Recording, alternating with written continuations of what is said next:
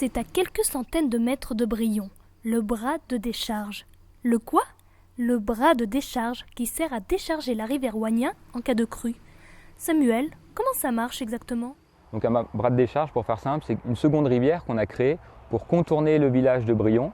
Et donc quand les eaux montent fortement, une partie des eaux continue dans la rivière naturelle et une autre partie des eaux se déverse dans ce bras de décharge, contourne Brion et donc sont éloignées des habitations. Donc toute cette eau qui passe dans ce bras de décharge, c'est autant d'eau qui n'ira pas dans les maisons, les usines, des choses comme ça. D'accord, donc on ne risque rien ici.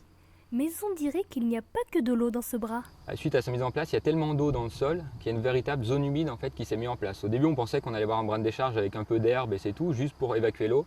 Finalement, on peut le voir, on a des roseaux, on a une faune particulière qui s'est mise en place. Donc on a, on va dire, deux objectifs qui sont atteints, un objectif environnemental, biodiversité, et un objectif protéger Brion des inondations. Ah, bien vu. Mais pour en savoir plus, sachez qu'un sentier d'interprétation a même été installé tout au long du site. Allez, on quitte le bras pour voir une autre particularité du village.